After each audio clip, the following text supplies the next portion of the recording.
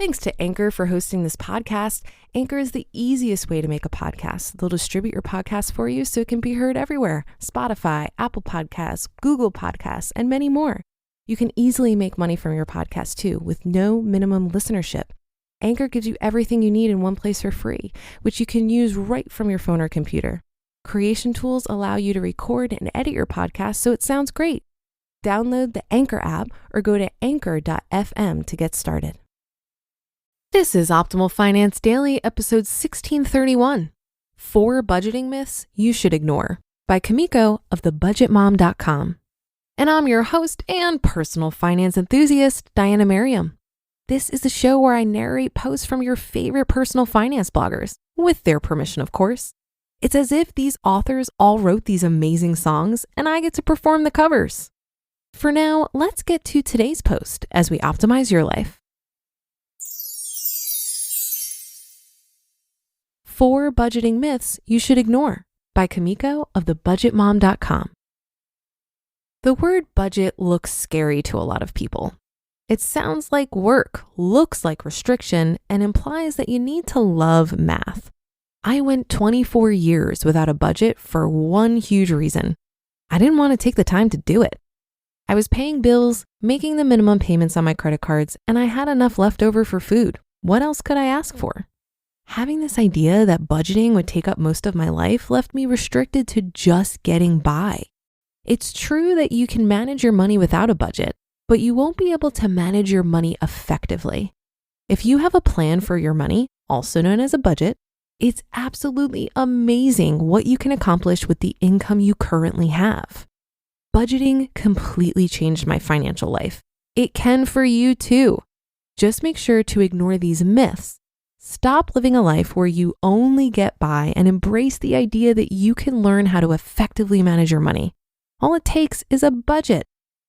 I don't need a budget. The most common thing I hear from people who don't budget is, I do it in my head, and I budget by keeping track of everything I spend. Doing it this way, you only kinda sort of have an idea or have rough estimates of the real values for your budget. If you're budgeting in your brain and you have a spouse, hang on to your pants because they have no idea what magic budget you're creating in your head. This is where spending and money can cause conflicts.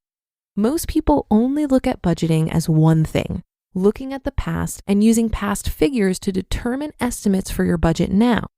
It's great that you know what you're spending on, but you're only looking at what you have spent last month. Budgeting is looking at the past, but you must also look to the future. You have to budget for the money you haven't spent yet. Your budget is a plan, a guide on how you should spend your future dollars. Budgeting is boring.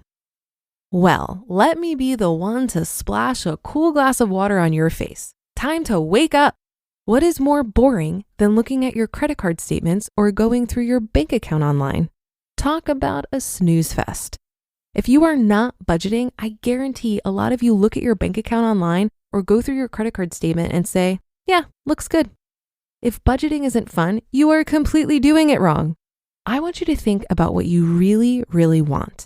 How cool is it to think and fantasize about all the nifty things you want to have and do?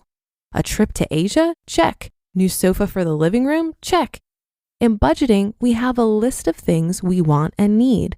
The things we need, which are at the top of our list, like food, bills, and our mortgage, and the things we want, which are at the bottom of our budgeting list, the trip to Asia and the new sofa for the living room.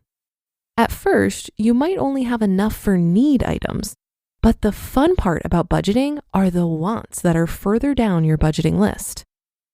Budgeting is too much math. Math is really the easiest part of budgeting. All you need to know is how to add, subtract, and occasionally use division.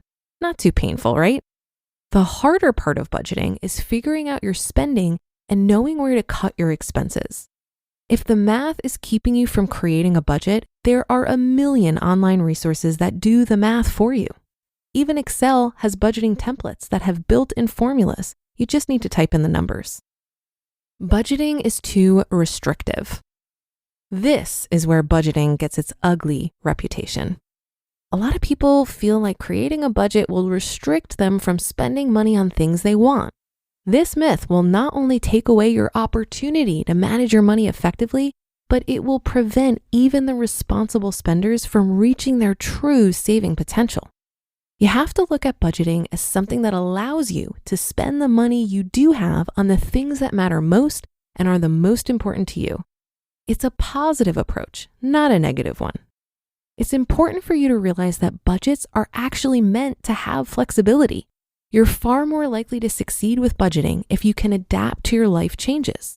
You'll set limits for certain spending categories, but you also have the ability to add or subtract from these categories.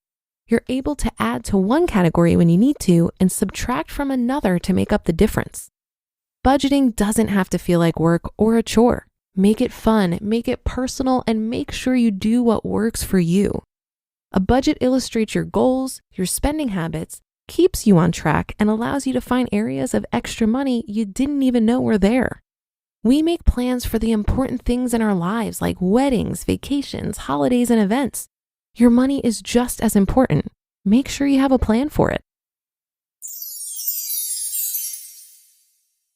You just listened to the post titled 4 Budgeting Myths You Should Ignore by Kamiko of thebudgetmom.com. If you've been listening for a while, you know that I'm a huge fan of budgeting and tracking my spending. This is the key habit that enabled me to get out of 30 grand of debt in 11 months and start saving 60% of my income. So I'm with Kamiko on this one. When you have a plan, it's amazing what you can accomplish with your money. Remember, a budget is just the simple act of telling your money where to go versus wondering where it went. It's an exercise in awareness over your money that contributes to the mindful management of your hard-earned dollars. I think it's pretty difficult to improve your finances until you have a crystal clear picture of what's going on right now. And that's where the tracking of your spending comes in. Then you play with some assumptions on where adjustments can be made, test those assumptions, and reassess. A budget allows you to do this, but it only really helps you if you continually engage with it. This means once or twice a month, you're assessing your actual spending against what you budgeted.